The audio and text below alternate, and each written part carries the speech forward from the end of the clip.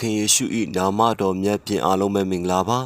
ဖျားသခင်၏ကျေးဇူးတော်ကြောင့်ဆရာကြီးဘီလီဂရေဟမ်ရဲ့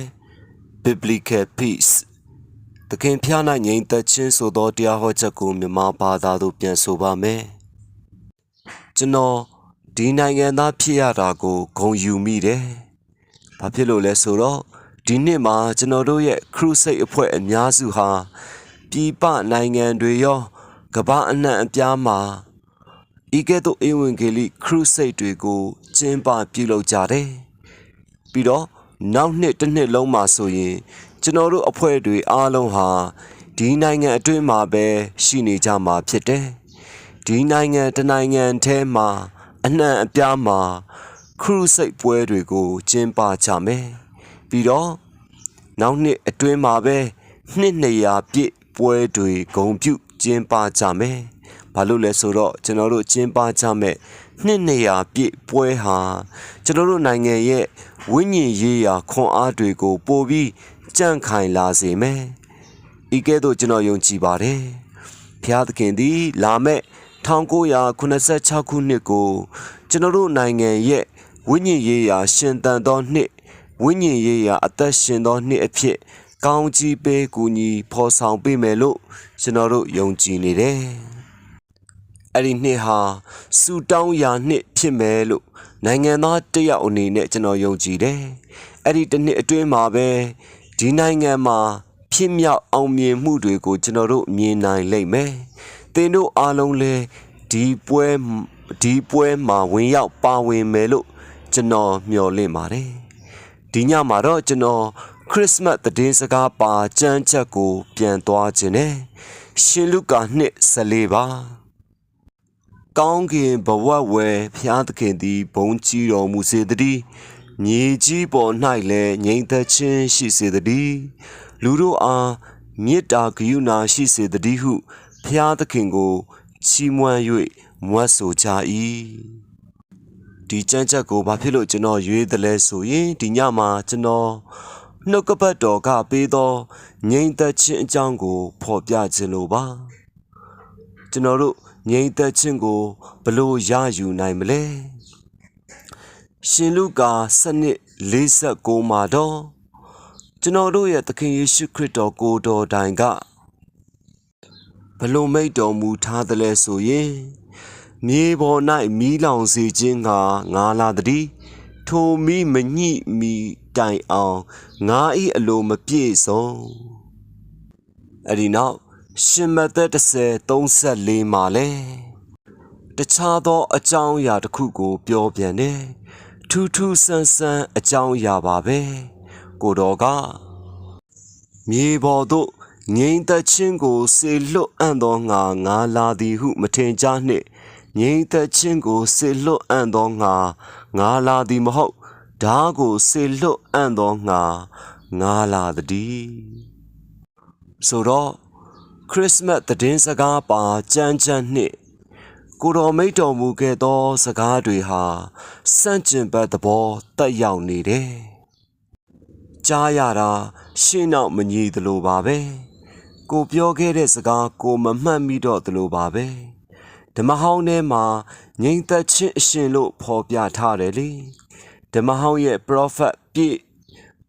ချက်ပြည့်စုံဖို့အတွက်ရောက်လာခဲ့တာပဲကောင်းကင်တမန်တို့ကလည်းငြိမ်သက်ခြင်းကိုယူဆောင်လာမိသူလို့ကြွေးကြော်ခဲ့ကြတာပဲအခုကိုတော်သည်အသက်30ပြည့်ပြီအမှုတော်မြတ်ကိုစတင်လှုပ်ဆောင်ပြီဒီချိန်မှာကိုတော်ဘာပြောသလဲဆိုရင်မြေပေါ်၌မီးလောင်စေခြင်းကငါလာသည်လို့မိန့်တော်မူတယ်ပြီးတော့ဓာကိုစေလွတ်အံ့သောငါလာသည်လို့ပြောနေတယ်ဒီစန့်ကျင်ဘက်တွေကိုကျွန်တော်တို့ဘလို့ခေါင်းချင်းဆိုင်ဖြေရှင်းပါလဲဒါဆိုကိုတော်ဘာကိုဆိုလိုတာလဲဒါကြောင့်အချို့သောသူတွေကကိုတော်ကိုကျင်နာတတ်သောအနေရမရှိသောငြိမ်းချမ်းရေးဖော်ဆောင်သူလို့ရှော့ချပြောဆိုကြရမှာကိုတော်ကဒီအဆိုမှားကြောင်းကိုဖော်ပြနေတယ်ကိုတော်ကသူဟာ မြေပေါ်၌မီးလောင်စေခြင်းငါငါလာသည်လို့ပြောနေတယ်။ဓာကိုစေလွတ်အံ့သောငါလာသည်လို့ပြောနေတယ်။ဒါဆိုကိုတော်ဘာကိုဆိုလိုတာလဲ။ကျွန်တော်တို့ရဲ့ဒီမျိုးဆက်ကိုညှင်းဆဲခံမျိုးဆက်လို့ခေါ်ကြတယ်။ဒီလိုခေါ်တဲ့အကြောင်းရင်းကဒီခေတ်ဟာပြုပြင်ပြောင်းလဲတော်လှန်တဲ့ခေတ်ကာလမှုဖြစ်တယ်။ဤပညာတော်လှန်ရေးဟာကမ္ဘာအနှံ့အပြား၌အခြားသောတော်လှန်ရေးတွေကိုဖြစ်စေတယ်။နိုင်ငံရေးပြုပြင်ပြောင်းလဲမှုတွေမူဝါဒဟောင်းတွေဟာခြုံငိမ့်သွားပြီးမူဝါဒသစ်တွေကိုပြဋ္ဌာန်းကြတယ်။တိုင်းပြည်တွေဟာပြုပြင်ပြောင်းလဲခြင်းရဲ့အကျိုးဆက်ကိုခံကြရတယ်။ကျွန်တော်သတင်းစာဖတ်တိုင်းဒါတွေကိုတွေ့ရတယ်။သမ္မတကနေဒီကိုတိုင်ကသူ့ရဲ့မိန့်ခွန်းမှာဒီလိုပြောခဲ့တယ်။ကျွန်တော်တို့ရဲ့ဒီမျိုးဆက်ဟာကျွန်တော်တို့ကိုယ်တိုင်ရွေးချယ်မှုထက်ကံကြမ္မာရဲ့ဖန်တီးခြင်းကိုခံစားကြရတယ်။ကမ္ဘာဇက်ခုံပေါ်မှာကမ္ဘာကြီးရဲ့လွတ်လပ်မှုကိုစောင့်ကြည့်နေကြတဲ့သူတွေများလာတယ်။ဒီတာဝန်ဝတ္တရားတွေကိုကျွန်တော်တို့ရှာဖွေနေကြတာမဟုတ်ပါဘူး။ဒါပေမဲ့ဒီတာဝန်ဝတ္တရားတွေကိုကျွန်တော်တို့လစ်လူရှုပစ်မှာတော့မဟုတ်ဘူး။ဒီလိုပဲ20ရာစုကိုပြုပြင်ပြောင်းလဲခြင်းရာစုနှစ်လို့ခေါ်ကြတယ်။ကမ္ဘာရဲ့မူဝါဒတွေဟာပြောင်းလဲနေတယ်။လျင်မြန်စွာပြောင်းလဲနေတယ်။စာရိတ္တမနိုင်မှာစီးပွားရေးတည်ဆောက်မှုတွေမှာအလုတ်အကင်ဖန်တီးမှုတွေမှာအစိုးရဖွဲ့စည်းမှုတွေမှာလျင်မြန်စွာပြောင်းလဲနေတယ်။အားလုံးဟာပြောင်းလဲလာပြီးပဏိပခတရံဆန်လာတယ်။ဒါပေမဲ့ဖျားသခင်ကတော့လောကကိုချစ်တယ်။ချစ်လွန်းလို့သူ့ရဲ့တပါးဒီသောသားတော်ကိုကားတိုင်တော်ပေါ်၌အသက်တော်ဆွန့်စေခဲ့ပြီးဖျားနှင့်လူအကြားငြိမ်းချမ်းခြင်းကိုယူဆောင်ပေးခဲ့တယ်။တမန်ကျမ်းစာအရငြိမ်သက်ခြင်း၃မျိုးရှိတယ်။၃မျိုးပဲရှိပါတယ်။နံပါတ်1ဖျားသခင်နှင့်ငြိမ်းချမ်းခြင်းခေါ်ငြိမ်သက်ခြင်းဖျားသခင်နှင့်ငြိမ်သက်ခြင်းကိုကျွန်တော်တို့ယုံကြည်ခြင်းဖြင့်ရယူနိုင်တယ်။သခင်ယေရှုခရစ်တော်အားဖြင့်ဖျားသခင်နှင့်ငြိမ်သက်ခြင်းကိုကျွန်တော်တို့ရယူနိုင်တယ်။ဒါကိုယောမ9:1မှာရှင်ပေါလုကထို့ကြောင့်ငါတို့သည်ယုံကြည်ခြင်းရှိ၍ဖြောင့်မတ်ရာသို့ရောက်လျင်ငါတို့သခင်ယေရှုခရစ်အားဖြင့်ဖျားသခင်ရှိတော်၌ငြိမ်သက်ခြင်းကိုခံစားကြ၏။ဒါကြောင့်ဒီညမှာကြွရောက်လာကြတဲ့သင်တို့တဦးတယောက်ချင်းစီရဲ့အကြီးမားဆုံးလိုအပ်ချက်ကဖျားသခင်နှင့်တဦးချင်းစီငြိမ်းချမ်းရေးရဖို့ပါပဲ။ဒါဆိုသင်ကကျွန်ုပ်ကိုပြောမယ်။ဆရာကြီးဘီလီကျွန်တော်တို့ကဖျားနဲ့စစ်ဖြစ်နေရမှမဟုတ်တာ။ကျွန်တော်ပြောပြမယ်တကယ်တော့သင်ဟာဖျားနဲ့စစ်ဖြစ်နေတာပါ။ဒါကိုသင်မသိလိုက်မသိပါသာပဲဖြစ်နေတာဖြစ်တယ်။ဒါကိုစစ်ပွဲလို့ခေါ်တယ်။ဘာလို့လဲဆိုတော့သင်ဟာဖျားသခင်ကိုစန့်ကျင်ပြီးပုန်ကန်နေလို့ပဲဖျားရဲ့အလိုတော်ကိုသင်မဆောင်ဘူးကိုတော့အားသင်ရဲ့အရှင်ကဲတင်ရှင်သခင်အဖြစ်သင်ဘဝကိုကိုရောထံမအပ်နိုင်ဘူးသင်ဟာအသင်းတော်တပါးပါးမှာတော့ပါဝင်တယ်သင်ဟာတော်တော်ကိုသဘောထားပြေဝတဲ့သူဖြစ်ခြင်းဖြစ်မယ်ဒါပေမဲ့ကျွန်တော်တို့ဟာကျွန်တော်တို့နှလုံးသားရဲ့သဘောတဘာဝကိုတောင်နားမလဲကြဘူးဒါကိုယေရမိ19:9မှာစိတ်နှလုံးသည်ခတ်သိမ်းသောအရာထက်ဆင်းလဲတတ်၏အလွန်ယိုယွင်းသောသဘောရှိ၏စိတ်နှလုံးသဘောကိုအဘယ်သူသိနိုင်သနည်းလို့ဖော်ပြထားတယ်ဖျားသခင်ကကျွန်တော်တို့ကိုဤကဲ့သို့မြင်ပါတယ်ကျွန်တော်ဟာ medical check-up ကိုပုံမှန်လုပ်တယ်ကျွန်တော်ကိုယ်ခန္ဓာကို X-ray ရိုက်တော့မကြာခဏကိုယ်ခန္ဓာထဲမှာတစ်ခုခုတော့အနှဲငယ်ချွင်းချက်ရှိတာကိုတွေ့ရတာပဲနှစ်ခါသုံးခါလောက်တော့ကျွန်တော် operation ဝင်ရတာပဲလေဒါဟာ X-ray ရဲ့အဖြေကြောင့်ဖြစ်တယ်ကျ ကျွန်တော်ကတော့ကျွန်တော်ခန္ဓာကိုယ်ထဲမှာဘာမှားနေသလဲဘာဖြစ်နေသလဲတောင်မသိပါဘူး X-ray ကတော့တိတိကျကျဖော်ပြနိုင်တယ်လေဒါကြောင့်သင်သဘောပေါက်မှာပါသင်ဟာဖျားကိုစန့်ကျင်မိနေမှန်းတောင်ကိုမသိဘူးဖြစ်နေတယ်စန့်ကျင်မှုမလုပ်ပါဘူးလို့တောင်ထင်နေတယ်ဖျားသခင်ကိုလက်သီးလက်မောင်းတန်ပြီးသင်ရန်တွေ့နေတာတော့မဟုတ်ဘူးဒါပေမဲ့ဖျားရဲ့နှုတ်ကပတ်တော်အတိုင်းသင်အသက်မရှင်ဘူးလေဆူတောင်းဖို့အတွက်အချိန်မပေးဘူးတမန်ကျမ်းစာလေးလာဖို့အတွက်အချိန်မပေးဘူးပျောက်ဆုံးဝိညာဉ်တွေကိုဖျားစီပို့ဖို့အချိန်မပေးဘူးသင်ပေးနိုင်ခြေရှိတဲ့အရာပေးနိုင်စွမ်းရှိတဲ့အရာမှန်သမျှကိုဖျားကိုမပေးဘူးဒါကြောင့်ဖျားသခင်သည်သင်ကိုကြည့်၍သင်ယောဂါကိုအဖြေပေးတဲ့အခါစစ်ချက်အဖြေကသင်နှလုံးသားဟာအပြည့်နှင့်အပြည့်ဖြစ်နေခြင်းဖြစ်တယ်ဒါဟာဖျားသခင်ရဲ့စစ်ချက်ဖြစ်တယ်ဒါဟာဖျားသခင်သင်ကိုမြင်တဲ့အမြင်ဖြစ်တယ်ဒါကြောင့်ကျွန်တော်တို့ဟာအပြစ်သားတွေဖြစ်ကြတယ်ဖျားရဲ့ပညတ်တော်တွေကိုချိုးဖောက်ကြတယ်ဖျားကိုစန့်ကျင်ပုန်ကန်ကြတယ်ဒါကြောင့်သင်နဲ့ကျွန်ုပ်လိုအပ်နေတာကပြန်လဲပေါင်းစည်းရေးပါပဲဒီညမှာကျွန်တော်တို့ရဲ့အကြီးမားဆုံးလိုအပ်ချက်ကဖျားသခင်နဲ့ပြန်လဲပေါင်းစည်းရေးဖြစ်တယ်ဖျားသခင်နဲ့ဘလို့များပြန်လဲပေါင်းစည်းရပါမလဲဒီအတွက်အဖြေကတော့ကားတိုင်တော်ပါပဲကားတိုင်ပေါ်မှာသခင်ယေရှုသည်လက်တစ်ဖက်ဖြင့်ဖျားသခင်၏လက်တော်ကိုကင်ဆွဲ၍အခြားလက်တစ်ဖက်ဖြင့်သင်ရဲ့လက်ကိုကင်ဆွဲကာအတူတကွပြန်လဲပေါင်းစည်းပေးခဲ့ပြီကားတိုင်ပေါ်၌ကိုတော်လှုပ်ဆောင်ခဲ့ပြီးပြီဒါကြောင့်ကားတိုင်အားဖြင့်သာဖျားသခင်ကိုကျွန်တော်တို့ရှာတွေ့နိုင်မှာဖြစ်တယ်အဲလက်ဆိုသောအမျိုးသားတစ်ယောက်ဟာကျွန်တော်တို့ခရုစိတ်အဖွဲ့ဝင်တူဦးဖြစ်တယ်နိုင်ငံအနှံ့ခရုစိတ်ပွဲတွေမှာသူပါတယ်သူပြောတဲ့ဇလံတစ်ပုဒ်တောင်ရှိတယ်သူဟာထောင်ကျခဲ့ဘူးတယ်ထောင်ထဲမှာလည်းအချိန်တော်တော်ကြာခဲ့တယ်သူထောင်ကျနေစဉ်အတွင်းမှာကိုတတ်သေးဖို့တစ်ချိန်ပဲတွေးမိတယ်တဲ့သူ့ရဲ့ထောင်တူကြတဲ့အခန်းပေါ်နဲ့တောင်သူဟာစကားပြောခွင့်မရှိခဲ့ဘူးရတဲ့ပေါင်းများစွာသူတို့ဟာတူးနဲ့တူးစကားမပြောကြရဘူးအခြားထောင်သားတွေဟာသူ့ကိုကြည်ရင်သူဟာတရက်ထက်တရက်ပို၍အားနေလာတာကိုတွေ့ရတယ်ပို၍စိတ်သက်သာဆင်းလာပြီးစိတ်သက်ပြည့်ယွင်းလာတာကိုတွေ့ကြရတယ်တရက်မှာသူ့ရဲ့ထောင်ကန်းအဖော်ဟာဒုတ်တန်တစ်ချောင်းကိုယူထောင်နရံမှာလက်ဝါးကတ်တိုင်ပုံလေးကိုဆွဲနေတာသူတွေ့သွားတယ်အဲလက်စ်ဟာအဲ့ဒီချိန်မှာပဲသူအသက်ရှင်နေရခြင်းရဲ့ရည်ရွယ်ချက်သူတည်ရှိနေရခြင်းရဲ့ရည်ရွယ်ချက်ကိုသူမျက်ဝါးထင်ထင်တွေ့ရှိသွားခဲ့တယ်ဒါကဘာလဲဆိုတော့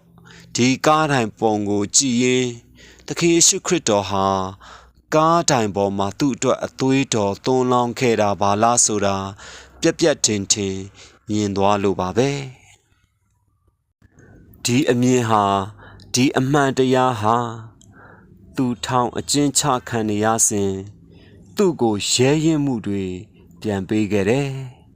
အချိန်တွေကိုကြော်ဖြတ်နိုင်ဖို့ခွန်အားပေးခဲ့တယ်သူ့လိုပဲတင်သည်လဲ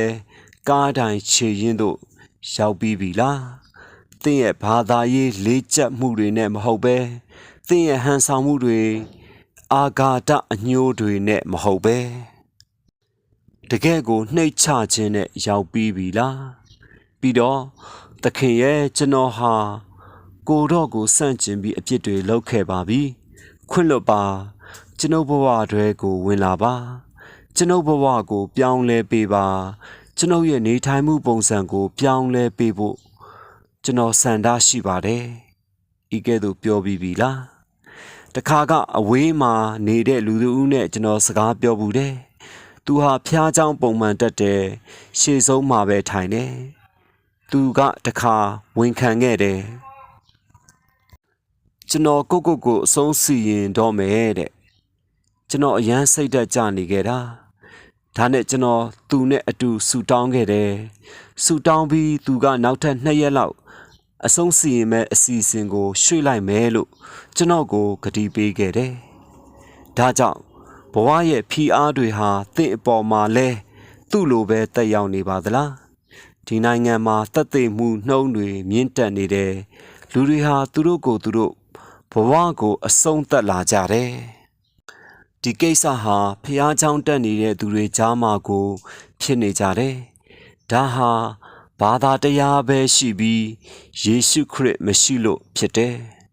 ဒီမျိုးကအသင်းအုပ်ဆရာတစ်ပါးကကျွန်တော်ကိုမနေ့ကပြောဘူးတယ်ဆရာကြီးဘီလီယေကျွန်တော်တို့မြို့မှာအခု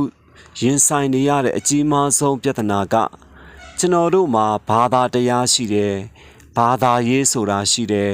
ဒါပေမဲ့ကျွန်တော်တို့ဟာယေရှုကိုအမှန်တကယ်မသိကြဘူးဖြစ်နေတာပါပဲဒါကြောင့်လဲယေရှုခရစ်တော်ကနီကောဒင်ကိုဘလို့ပြောခဲ့သလဲဒုတိယမွေးခြင်းကိုမခံသောသူမည်သည်ကဖျားသခင်ဤနိုင်ငံတော်ကိုမမြင်ရဟုငါအမှန်ကန်ဆိုသည်ဟုပြန်၍မိန့်တော်မူ၏နီကောဒင်ဟာဘာသာရေးသမားတူပါဒါကြောင့်ဖျားသခင်နှင့်ငြိမ်းချမ်းရေးရယူနိုင်ဖို့အတွက်ယေရှုခရစ်တော်အသက်ဆုံးခဲ့တာပဲဒါအတွက်ကိုတော်ပြန်လဲရှင်ပြန်ထမြောက်ခဲ့တာပဲဒါဟာကားတိုင်းတော်တရားရဲ့အဓိပ္ပာယ်ဖြစ်တယ်ခရစ်တော်သည်တင့်အတွက်ကားတိုင်းပေါ်၌အသက်တော်ဆွံ့၍အမှုကိုပြီးစီးစေခဲ့ပြီးကိုတော်အပိုင်းကိုတော်လုပ်ခဲ့ပြီးသင်လုပ်ရမှာကတော့ကိုတော်ကိုလက်ခံရမှာဖြစ်တယ်သင်နားလည်မှာပါကိုတော်သင်ကိုခွင့်လွှတ်ချင်းပေးအပ်ဖို့အလိုတော်ရှိတယ်သင်ကိုတနာမယ်ခွင့်လွှတ်မယ်ဒီထက်မကသင်အသက်တာကိုဒီနေရာမှာယခုပင်ပြောင်းလဲပေးမယ်ဒါဆိုသင်ရဲ့သာရအသက်တာစတင်ပါပြီဒီအသက်တာဟာသင်သေမှမဟုတ်ပါဘူးဒီညမှာပဲသင်ဟာသာရအသက်ကိုစတင်ပါပြီယခုပါပဲဒါကြောင့်လေဒီကဘာပေါ်မှာအသက်ရှင်နေစဉ်အတွင်းမှာပဲသင်ဟာကောင်းကင်နိုင်ငံကဲ့သို့ခံစားရမယ်ကဘာကြီးရဲ့အုပ်အော်တောင်းနှင်းဖြစ်နေတဲ့ပဏိပခတွေထဲမှာပဲသင်ဟာငြိမ်သက်ခြင်းဝမ်းမြောက်ခြင်းလုံခြုံခြင်းတွေခံစားရမယ်ဒါဟာတကယ်ပဲငြိမ်သက်ခြင်းရဲ့အဓိပ္ပာယ်ဖြစ်တယ်ငြိမ်သက်ခြင်းဆိုတာဘလို့အခြေအနေပဲရှိနေပါစေတိတ်ဆိတ်ငြိမ်းချမ်းခြင်းကိုဆိုလိုတယ်ဘုံတွေကျဲချပါစေစစ်ပွဲတွေလာပါစေကဘာကြီးတုန်လှုပ်သွားပါစေသင်ခင်မွန်းစနီးကသင်ကိုစွန့်ခွာသွားပါစေမိသားစုမှာသေခြင်းတရားကြုံတွေ့ပါစေဒါတွေအလုံးဟာသင်ကိုမျက်ရည်ကျစေပါလိမ့်မယ်မှန်ပါတယ်ဒါပေမဲ့ဒီခဲရင်ဆိုးရုံမှုတွေကြားမှာပဲငြိမ်သက်ခြင်းဟာရှိနေတယ်ဘာဖြစ်လို့လဲဆိုတော့သင်ဟာဖျားသခင်နဲ့ငြိမ်းချမ်းခြင်းရယူထားလို့ပါပဲဒါကြောင့်ကျွန်တော်တို့သိထားရမှာကဖျားသခင်သည်ငြိမ်သက်ခြင်းကိုပေးစွမ်းနိုင်သည်ဖျားသခင်ဤငြိမ်သက်ခြင်းဆိုတာရှိတယ်တစ်ဖျားသခင်နဲ့ငြိမ်သက်ခြင်းသို့မဟုတ်ငြိမ်းချမ်းခြင်းရယူခြင်းနောက်တော့နံပါတ်2ဖျားသခင်ဤငြိမ်သက်ခြင်းဒါကိုသခင်ယေရှုခရစ်တော်ကရှင်ယောဟန်14:29မှာငြိမ်သက်ခြင်းကိုသင်တို့၌ငါထားခဲ့၏ငါဤငြိမ်သက်ခြင်းကိုသင်တို့အားငါပေး၏လောကီသားတို့ပေးတဲ့ကဲ့သို့ငါပေးသည်မဟုတ်သင်တို့စိတ်နှလုံးပူပန်ခြင်းစိုးရိမ်တုန်လှုပ်ခြင်းမရှိစေနှင့်လောကီသားတွေကသင်ကိုငြိမ်သက်ခြင်းပေးနိုင်လို့လားသင်အပြင်ထွက်မယ်ရက်ကလေးပါလေးတောက်ပြီးမူးမယ်နည်းနည်းတော့စိတ်ပျော်မယ်ဆေးတွေသုံးမယ်ခဏလောက်တော့စိတ်ငြိမ်နေမယ်စိတ်ကျေနပ်နေမယ်အပြင်ထွက်မယ်လိမ်မှုကိစ္စတွေလုံးမိမယ်ချစ်ကြိုက်မိမယ်နည်းနည်းတော့သင်ပျော်မှာပဲစိတ်ချမ်းသာမယ်ခဏလောက်တော့ကျေနပ်မိမယ်ဒါပေမဲ့တမန်ကျမ်းစာထဲမှာအပြစ်ရှိသောကာမဂုဏ်ကိုခဏခံစားခြင်းထက်လို့ဖော်ပြထားတယ်ဒါဟာခဏပဲကြာတာပါဒီခဏကိုခံစားပြီးနောက်မှာဆိုးဝါးလာတဲ့အမှန်တရားကိုသင်တကယ်ရင်ဆိုင်ရမှာပါသင်ဖျားသခင်ကိုရင်ဆိုင်ရတဲ့အခါတရားစီရင်ခြင်းခံရမှာပါ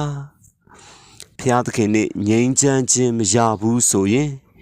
ဒီတရားစီရင်ခြင်းဟာထာဝရအတွက်ဖြစ်လိမ့်မယ်။ဒါကြောင့်ယေရှုခရစ်တော်ကျွန်ုပ်တို့အတွက်ထားခဲ့သောအမြင့်မြတ်ဆုံးသောအကြီးမြတ်ဆုံးသောအမွေနှင့်ဟာသူ့ရဲ့ငြိမ်သက်ခြင်းပဲဖြစ်တယ်။ယေရှုကငါ၏ငြိမ်သက်ခြင်းကိုသင်တို့အားငါပေး၏လို့ပြောခဲ့တယ်။ယေရှုခရစ်တော်ရဲ့တတ်တော်စင်ကိုကျွန်တော်တို့တွေးကြည့်ကြရအောင်။ကိုတော်ကကျွန်တော်တို့လိုပြာရာခတ်နေတာမဟုတ်ဘူး။လူတိုင်းနဲ့အချိန်ယူတဲ့ကိုတော်အကြောင်းကိုကျွန်တော်တို့တွေးကြရတယ်။ကိုတော်ဟာအမှုတော်လှုပ်ဆောင်ရန်3 နှစ်ပဲအချိန်ရခဲ့တာပါ။အဲ့ဒီအချိန်တလောကလုံးကငတ်မွနေတဲ့သူတွေကိုကိုတော်ကြွေးမွေးခဲ့နိုင်တာပဲ။ကိုတော်လက်တစ်ချက်ဝှေ့ရမ်းလိုက်တာနဲ့ကမ္ဘာအနှံ့ကစစ်ပွဲတွေရပ်တန့်လိုက်နိုင်တာပဲ။ဒါပေမဲ့ကိုတော်ဒါတွေမလုပ်ခဲ့ဘူး။ဒါတွေဟာလည်းဖျားသခင်ရဲ့အကြံအစီမဟုတ်ခဲ့ပါဘူး။ဖျားသခင်ရဲ့အကြံအစီတော်ကကားတိုင်လမ်းလျှောက်ရန်သင်နှင့်ကျွန်ုပ်ရဲ့အဖြစ်တွေကိုယူဆောင်သွားရန်ဖြစ်တယ်။ဆိုတော့ဖျားသခင်သည်တရားမျှတခြင်းရှိုံသာမဟုတ်ပါဘူး။သင်ကိုခွင့်လွှတ်ယုံသာမဟုတ်ဘူး။ဖျားသခင်ကဒီအတိုင်းပဲကြွလာပြီးတော့သင်ရဲ့ပခုံးလေးကိုပုတ်ပြီးဂျင်ယေဘီလီဆူစီယေမယ်ရီယေငါမင်းတို့ကိုခွင့်လွှတ်ပါတယ်လို့ပြောခဲ့တာမဟုတ်ဘူး။ငါပညတ်တော်တွေကိုမင်းတို့ချိုးဖောက်တယ်မင်းတို့အပြစ်ပြုခဲ့တယ်ဆိုတာငါသိတယ်လို့ပြောခဲ့တာမဟုတ်ဘူး။ဆိုတော့အပြစ်ဆိုတာကျွန်တော်တို့အတွက်တိတ်ကိုအရေးမကြီးသလိုပဲအပြစ်ဆိုတာကျွန်တော်တို့အတွက်တိတ်အလေးနဲ့ထားစရာမလိုတဲ့ပုံစံပါပဲ။ဒါပေမဲ့ဖျားသခင်အမြင်မှာအပြစ်ဟာသေလူနေပါအရေးကြီးတယ်။ဖျားသခင်အမြင်မှာအပြစ်ဟာထာဝရသေခြင်းလို့အဓိပ္ပာယ်ရတယ်။ထာဝရတရားစီရင်ခြင်းဖြစ်တယ်။ဖျားသခင်သည်တရားမျှတသောအရှင်ဖြစ်တယ်။လုံးဝတရားမျှတတယ်။ဒါကြောင့်တစုံတစ်ယောက်ကတော့ဖြင့်ဒီတရားစီရင်ခြင်းကိုခံရဖို့လိုအပ်နေပြီ။တစုံတစ်ယောက်ကတော့ဖြင့်ဒီအဖြစ်တွေအတွက်ကိုယ်စားခံဖို့လိုအပ်နေပြီ။တစုံတစ်ယောက်ကတော့ဖြင့်ငရဲမှာဒုက္ခခံဖို့လိုအပ်နေပြီ။ဒါကြောင့်ကိုယ်စားခံရန်ယေရှုကရွေးချယ်ခံခဲ့ရတယ်။ကိုတော်ကကျွန်ုပ်လှုပ်ဆောင်မယ်လို့ပြောခဲ့တယ်လို့ပါပဲ။ကိုတော်သည်သင်ရဲ့တရားစီရင်ခံရမှုကိုယူသွားပြီးသင်ရဲ့ငရဲကိုယူသွားပြီးကိုတော်ကားတိုင်တင်ခံနေရစဉ်လက်တော်ကိုတန်မို့တွေနဲ့ရိုက်နေသောသူတွေအတွက်လည်းအဖဖျားစီမှာဆူတောင်းပေးခဲ့တယ်။ရှင်လုကာ23:34မှာယေရှုကလည်းအိုဘသူတို့ဤအပြစ်ကိုလွှတ်တော်မူပါသူတို့သည်ကိုပြူသောအမှုကိုမသိကြဟုမွတ်ဆိုတော်မူ၏ဒါကြောင့်သခင်လက်တော်ကိုတန်မိုးရိုက်နေသောသူတွေကိုလည်းကျွန်တော်တို့ကောင်းကင်ဘုံမှာပြန်တွေ့ရဖို့မျှော်လင့်ပါတယ်ဘာလို့လဲဆိုတော့ထိုနေ့မှာဖျားသခင်သည်သူ့ရဲ့သားတော်ဆူတောင်းသမျှတို့ကိုနားညောင်းခဲ့သောကြောင့်ဖြစ်တယ်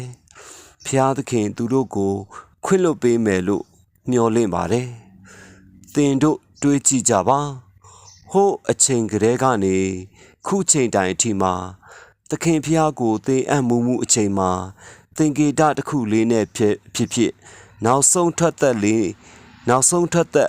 ရဲ့လေးတန်လေးနဲ့ပဲဖြစ်တောင်းပန်တိုးရှိုးတဲ့သူတူဦးရှိခဲ့ဘူးသလားကားတိုင်းပေါ်ကဓမြကိုရောသင်တို့တတိထားဘူးသလားသူဟာသေဖို့ထိုက်တန်ပါတယ်လူသက်သမားပါလူရက်သူတူပါသူလှုပ်ခဲ့တာလေးကယေရှုခရစ်စီလှဲ့ပြီးသခင်ကိုတော်သည်နိုင်ငံတော်တည်လျက်ကြွလာတော်မူသောအခါအကျွန်ုပ်ကိုအောက်မေ့တော်မူပါဟုယေရှုကိုလျှောက်ဆို၏ယေရှုကလည်းငါအမှန်ဆိုသည်ကားယနေ့တွင်သင်သည်ငါနှင့်အတူပရဒိတုဘုံ၌ရှိလိမ့်မည်ဟုမိန့်တော်မူ၏ထိုသူပြောခဲ့တာကအောက်မေ့တော်မူပါဒါပါပဲမြန်ပါပဲလူတွေကပြောတတ်ကြတယ် ယေရှုစီကိုအဲ့ဒါလိုမြန်မြန်လာရောက်လို့မရဘူးတဲ့သင်ဘဝဟာလည်းအဲ့ဒါလိုမြန်မြန်မပြောင်းလဲနိုင်ဘူးတဲ့သူတို့ပြောတာမှားပါတယ်သင်အဲ့ဒါလိုမြန်မြန်လာနိုင်တယ်မြန်မြန်ပြောင်းလဲနိုင်တယ်ပေါလုနှင့်သီလဟာထောင်တွင်းအကျဉ်းချခံနေခဲ့ရတယ်။၎င်းအချိန်မှာသူတို့ဟာပထနာပြု၍ဖျားသခင်ကိုချီးမွမ်းလျက်တခြင်းဆိုခဲ့တယ်။ထောင်ထဲမှာနှောင်ဖွဲ့ခြင်းကိုခံရသောသူတို့လည်းနားထောင်နေကြတယ်။ထိုခဏချင်းတွင်မြေကြီးသည်ပြင်းစွာလှုပ်သောကြောင့်ထောင်ချေရင်းလဲလှုပ်ရှား၏။တကားရှိသမျှတို့သည်ချက်ချင်းပွင့်၍လူပေါင်းတို့သည်နှောင်ဖွဲ့ခြင်းနှင့်လွတ်ကြ၏ထောင်မှုသည်နိုး၍ထောင်တကားများပွင့်လျက်ရှိသည်ကိုမြင်လျင်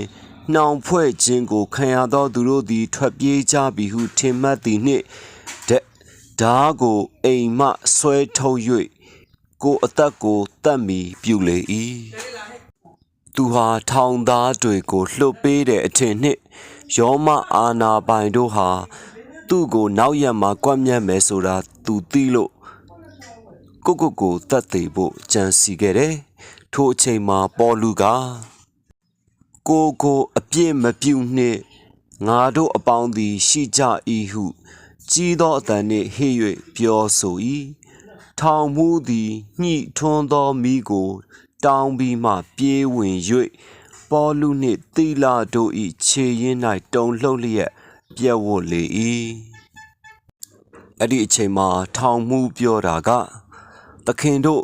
ကျွန်ုပ်သည်ကဲတင်ခြင်းတို့ရောက်အံ့သောငါအဘယ်သို့ပြုရပါမည်နည်းသူမေးတဲ့မေးခွန်းကိုတာမန်လူတစ်ယောက်ကဘလို့ပြန်ဖြေနိုင်တယ်လဲဆိုတာသင်သိမလားတာမန်လူတူဦးသာဆိုရင်ကဲတင်ခြင်းရဖို့ဟုတ်လားမင်းအခုအရန်စိတ်လှုပ်ရှားနေတယ်ထင်တယ်စိတ်ငြိမ်ငြိမ်ထားစိတ်ငြိမ်ငြိမ်ထားမင်းစိတ်ငြိမ်သွားမှငါပြောပြမယ်စသဖြင့်ပြောမိတတ်ကြမှာပါသင်တွေးကြည့်စမ်းပါတာမန်လူတူဦးဆိုရင်နက်ဖြန်မှာတွေးကြရအောင်တွေးမှပဲအဲ့ဒီအကြောင်းပြောကြတာပေါ့ကျွန်တော်အဲ့ဒီအကြောင်းရှင်းပြပါမယ်စသဖြင့်ပေါ့ဒါပေမဲ့ရှင်ပေါလုကအဲ့ဒီလိုမပြောဘူးသူပြောတာကသခင်ယေရှုခရစ်ကိုယုံကြည်လောယုံကြည်လျင်သင်နှင့်သင်ဤအိမ်သူအိမ်သားတို့သည်ကယ်တင်ခြင်းသို့ရောက်ကြလိမ့်မည်သူပြောတာကအခုယုံကြည်ခိုင်းတာပါဒီနေရာမှာပဲယုံကြည်ခိုင်းတာပါအဲ့ဒီအချိန်မှာပဲထောင်မှုဟာထိုညထိုအချိန်နာရီ၌ပင်ထောင်မှုသည်ပေါလုနှင့်သီလတို့ကိုယူ၍ဒဏ်ချက်ရာများကိုစေကြောပြီးလျင်မိမိလူအပေါင်းတို့နှင့်တကွပတ္တိဇံကိုချက်ချင်းခံလေ၏ဒါကြောင့်မိုးမလင်းခင်မှာပဲထောင်မှုဟာကောင်းသောလူမှုလှုပ်ဆောင်မှုမျိုးလှုပ်ဆောင်ခဲ့တယ်။ဘာကြောင့်လဲဆိုတော့ပေါလုနှင့်သီလတို့ရဲ့ဒဏ်ချက်ရာများကိုသူစေကြောခဲ့လို့ပါပဲ။ဒီဒဏ်ချက်တွေကမကြာခင်ကမှကြိမ်လုံးနှင့်ရိုက်ချင်းမှရရှိခဲ့သောဒဏ်ချက်တွေဖြစ်တယ်။ထောင်မှုဟာတည်င်းကားအတွင်းမှာပြောင်းလဲခဲ့တယ်။ဒီလိုတည်င်းကားအတွင်းမှာပဲသင်သည်လည်းပြောင်းလဲနိုင်တယ်။ဒီညမှာတင်သင်ဟာယေရှုရဲ့ထိတွေ့ခြင်းကိုလက်ခံလိုက်ပါ။ဒါဆိုသင်ပြောင်းလဲပါပြီ။အရင်လိုမဖြစ်တော့ပါဘူး။တတိယနဲ့နောက်ဆုံးအချက်အနေနဲ့ကျွန်တော်တို့ဟာကျွန်တော်တို့ရဲ့ပတ်ဝန်းကျင်လှုပ်ဖော်ကိုင်ဘက်တွေနဲ့ငြိမ်းချမ်းမှုရယူနိုင်ပါတယ်။တစ်သက်52မှာထိုမှတပါ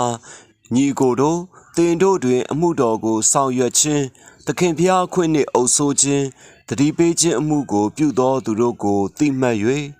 သူတို့ပြုသောအမှုကြောင့်မေတ္တာစိတ်နှင့်အလွန်ချစ်ခင်လေးမြတ်မိအကြောင်းငါတို့သည်တောင်းပန်ကြ၏အချင်းချင်းအသင့်အတင့်နေကြလောဒါကြောင့်ကျွန်တော်တို့ဟာငြိမ်းချမ်းခြင်းကိုဖော်ဆောင်ကြရမှာဖြစ်တယ်ဒါပေမဲ့လူဟာဖျားမရှိလျင်ငြိမ်းချမ်းခြင်းကိုဘယ်တော့မှမဖော်ဆောင်နိုင်ပါဘူးကမ္ဘာသမိုင်းမှာထောင်ပေါင်းများစွာသောငြိမ်းချမ်းရေးစာချုပ်တွေကိုချုပ်ဆိုခဲ့ကြတယ် ဒါပေမဲ့ကျွန်တော်တို့ဟာစစ်ပွဲတွေဖြစ်တုံးပဲကဘာပေါ်မှာနောက်ထပ်စစ်ပွဲမဖြစ်တဲ့နေ့တစ်နေ့ရဲ့လို့အချိန်ကာလတစ်ခုရဲ့လို့ရှိပါအောင်မလားလို့ကျွန်တော်တွေးမိတယ်ဒါပေမဲ့သေချာပေါက်ရှိပါတယ်ထိုတနေ့ရောက်လာနေပါပြီဒါကိုစံစာတဲ့ဘလို့ပြောထားသလဲဟေရှာယနှစ်လေးမှာထာဝရဘုရားသည်လူမျိုးတို့တွင်တရားစီရင်၍များပြားသောလူတို့ကိုဆုံးမတော်မူသဖြင့်သူတို့ဓာလက်နက်များကိုထွန်သွားဖြစ်စေခြင်းက၎င်းလှံများကိုတစင်ဖြစ်စေခြင်းက၎င်းထုလုပ်ကြလိမ့်မည်တပြီကိုတပြီစစ်မတိုက်စစ်အတက်ကိုလည်းနောက်တစ်ဖန်မတင်ရကြဒါကြောင့်ဒီကာလဟာသေချာပေါက်ရောက်လာမှာပါစစ်ပွဲတွေချုပ်ငိမ့်သွားမယ်ငိမ့်ချမ်းချင်းရောက်လာမယ်တမန်ကျမ်းစာရဲ့တခြားတနေရာမှာလဲဟောရှေနှစ်18မှာထိုကာလ၌ငါသည်သူတို့အတွက်တောသားရဲ့မိုးကောင်းကင်ငှက်မြေပေါ်မှာတွားတက်သောတရိษံများနှင့်မိတ္တဟာယဖွဲ့၍လေးဓာစစ်တိုက်လက်နက်တို့ကိုမြေပေါ်ကပယ်ရှားသဖြင့်သူတို့သည်စိုးရိမ်ခြင်းမရှိဘဲအိပ်ရကြလိမ့်မည်တရိษံလောကနှင့်လည်းငြိမ်းချမ်းမှုရရှိမှာဖြစ်တယ်သင်ဧကန်းထဲမှာကြောင်တကောင်အစာကြားတကောင်ကိုလည်းသင်ထားနိုင်လိမ့်မယ်တကယ်ကိုအံ့ဩဝမ်းမြောက်ဖွယ်အချိန်ဆိုတာရှိလာလိမ့်မယ်မျက်ရည်ဆိုတာမရှိနာကျင်မှုတွေဆေးရုံတွေစစ်တပ်တွေရေတပ်တွေစစ်ပွဲတွေတေခြင်းတရားတွေတင်းချိုင်းတွေရှိမှာမဟုတ်တော့ဘူးအံ့ဩဝမ်းမြောက်ဖွယ်ရွှင်မြူးဖွယ်လောကဟာရောက်လာလိမ့်မယ်ကုလသမဂ္ဂအစိုးရဌာနကဘာဖြစ်သွားမလဲဒီဌာနလည်းမရှိတော့ဘူးဖျားသခင်အုပ်ချုပ်မှာဖြစ်တယ်ဖျားသခင်ပဲစိုးစံမှာပါဖျားသခင်တာဝန်ယူမယ်ဤလောကကိုစိုးမိုးမှာဖြစ်တယ်တမန်ကျမ်းစာမှာတန်လှန်တန်နှစ်အုပ်စိုးမယ်လို့ဖော်ပြထားတယ်အတိတ်ဘယ်ကပြည့်စုံသောတရားမျှတခြင်းဖြင့်ပါပြည့်စုံသောချစ်ချင်းပြည့်စုံသောသနာကျင်နာခြင်းဖြင့်ပါဒါဟာကျွန်တော်တို့ရဲ့အနာဂတ်ပါကျွန်တော်တို့ရဲ့အနာဂတ်ပါဒါကြောင့်ဒီညမှာသင်တို့ကိုကျွန်တော်လေးလေးနက်နက်စကားတခွန်းပြောချင်တာကကျွန်တော်မှာရှိသမျှကျွန်တော်ပိုင်ဆိုင်သမျှအရာအလုံးကိုထိုဂတိစကားအပေါ်မှာပုံအပ်ထားကြောင်းကျွန်တော်ပြောချင်တယ်ယေရှုခရစ်တော်နှင့်သူ့ရဲ့ဂတိတော်စကားကိုသာလျှင်ကျွန်တော်ယုံတယ်ကျွန်ုပ်ရဲ့သခင်ကယ်တင်ရှင်အဖြစ်ယေရှုခရစ်တော်တဦးတည်းကိုသာကျွန်တော်ယုံတယ်ကျွန်တော်ရဲ့နေဝင်ချိန်ရောက်လာခဲ့ရင်ကိုတော်ပြန်လဲကြွမလာခင်ကျွန်တော်သေသွားခဲ့ရင်ကောင်းကင်တမန်တစ်ပါးကကျွန်တော်စီလာရောက်ပြီးကျွန်တော်လက်ကိုကင်ဆွဲကသခင်ရဲ့ရှေ့တော်မှောက်သို့ပို့ဆောင်ပေးမယ်ဆိုတာကျွန်တော်သိနေတယ်ကိုတော်နဲ့အတူကျွန်တော်ထာဝရရှိနေမယ်ကျွန်တော်ဘယ်ကလာသလဲကျွန်တော်သိတယ်ကျွန်တော်ဘာလို့ဒီမှာရှိနေတယ်လဲကျွန်တော်သိတယ်ကျွန်တော်ဘယ်ကိုသွားမလဲဆိုတာလဲကျွန်တော်သိတယ်ဒါကိုကျွန်တော်တန်တရားမရှိပါဘူးသင်သည်လဲဤကဲ့သို့သောငြိမ်သက်ခြင်းဤကဲ့သို့သောစိတ်ချသေးချမှုဤကဲ့သို့သောဝမ်းမြောက်ခြင်းကိုကျွန်ုပ်ကဲ့သို့ရရှိနိုင်တယ်သင်ရဲ့ယုံကြည်ခြင်းစိတ်ချခြင်းဒါတွေကိုယေရှုစီပုံအပ်ထားမယ်ဆိုရင်ပေါ့ဒီညမှာပဲပုံအပ်လိုက်ဖို့ကျွန်တော်သင်တို့ကိုပြောခြင်းနဲ့ဒါဆိုရင်သင်ရဲ့စိတ်ချသေးချမှုကိုယေရှုပေါ်ဘလို့ပုံအပ်လိုက်မှာလဲကျွန်တော်ပြောချင်တာကသင်တို့ကိုထိုင်ကုန်ပေါ်ကနေထားလိုက်ပြီးအရှိကိုကြွလာဖို့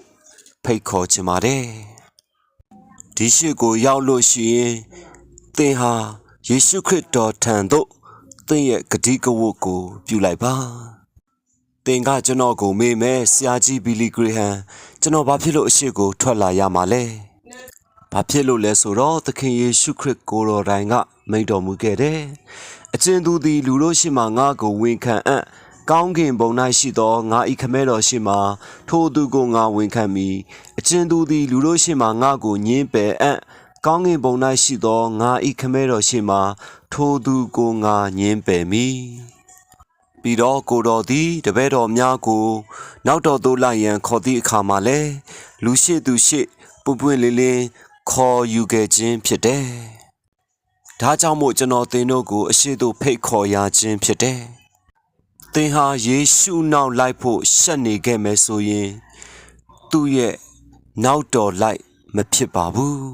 ။ဒါကြောင့်ကိုတော်သည်သင်ကိုအရှိတို့ထွက်လာပြီးတော့သင်ရဲ့ဂတိကဝတ်ကိုပွပွင့်လင်းလင်းပြုလုပ်ဖို့ရန်ဆန္ဒရှိတော်မူတယ်။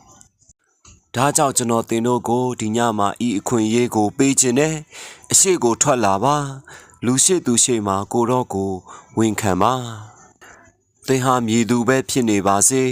နှစ်ချင်းတစ်ယောက်လားအေဂျီတစ်ယောက်လားကက်သလစ်တစ်ယောက်လားပရိုတက်စတန့်လားဂျူးဝစ်လားဒါမှမဟုတ်ရင်သင်ဟာဘာသာမဲ့တူဖြစ်နေသည်လားသင်မြည်သူပဲဖြစ်နေပါစေအရှိကိုထွက်လာဖို့ကျွန်တော်ဖိတ်ခေါ်ပါစေသင်ရဲ့နှလုံးသားနဲ့သင်ရဲ့ဘဝကိုကိုရော့စီအနှင်းခြင်းနဲ့ဆိုရင်အရှိကိုထွက်လာပါဒါမှမဟုတ်ကိုတော်ရဲ့ငြိမ်သက်ခြင်းကိုသင်လိုအပ်နေသလားလိုချင်နေသလားအရှိကိုထွက်လာပါကိုတော်ရဲ့ခွင့်လွှတ်ခြင်းကိုလိုအပ်နေသလားလိုချင်နေသလားသင်သေးသွားရင်ကောင်းကင်ဘုံရောက်မယ်ဆိုတာကိုသိချခြင်းသလားကိုတော်ဘက်ကိုပဲသင်ရွေးချယ်ခြင်းသလားခုံပေါ်ကနေထပြီးအရှိကိုကြွလာပါဒါဟာခဏပဲကြာမှာပါဒီရောက်လို့ရှိရင်သင်ရဲ့ခရိယန်တတ္တာကိုအထောက်အကူပြုမဲ့ကြမ်းကြက်အချုပ်ကိုပေးခြင်းနဲ့သင်နဲ့စကားစမြည်ကျွန်တော်ပြောခြင်းနဲ့သင်ကိုကျွန်တော်သင်အတွက်ကျွန်တော်ဆုတောင်းပေးခြင်းနဲ့ TV မှန်သားပြင်ပေါ်မှာကြည့်ရှုနေကြသောမြည်သူမဆိုသင်ရဲ့ဂတိကဝတ်ကိုသခင်ယေရှုခရစ်တော်အားပေးအပ်လိုက်ပါဖခင်သခင်နှင့်ငြိမ်သက်ခြင်းဖခင်သခင်နှင့်ငြိမ်ချမ်းခြင်းကိုအရာယူလိုက်ပါဒီငြိမ်သက်ခြင်းဟာသင်ရဲ့ထာဝရအတွက်ဖြစ်တယ်ဒီငြိမ်သက်ခြင်းဒီရည်ရွယ်ချက်နဲ့ဒီဝမ်းမြောက်ခြင်းဟာသင်အပိုင်ဖြစ်နိုင်ပါတယ်ဒါကြောင့်သခင်ယေရှုခရစ်တော်ကိုဟုတ်ကဲ့လို့ပြောဆိုလိုက်ပါဖခင်သခင်ကောင်းချီးပေးပါစေနောက်တစ်ပတ်တနင်္ဂနွေနေ့မှာဖခင်ကြောင့်သွားပါဟုတ်ကဲ့ပါဆရာကြီးဘီလီဂရေဟမ်ရဲ့ Biblical Peace သခင်ဖျား၌ငြိမ်သက်ခြင်းဆိုသောတရားဟောချက်ကိုမြန်မာဘာသာသို့ပြန်ဆိုခဲ့ခြင်းဖြစ်တဲ့အဆုံးထိနားဆင်ခွာယူပေးတဲ့အတွက်ကျေးဇူးအထူးတင်ရှိပါတယ်။ဖျားသခင်ထံမှကြွယ်ဝစုံလင်သောကောင်းကြီးမင်္ဂလာငြိမ်သက်ခြင်းဝမ်းမြောက်ခြင်းကောင်းကြီးမင်္ဂလာတို့သည်သင်နှင့်မိသားစုအပေါ်သို့ယနေ့မှစကာလအစဉ်ဆက်တက်ရောက်တည်ရှိတည်နေပါစေ။ယေရှုနာမဖြင့်အာမင်။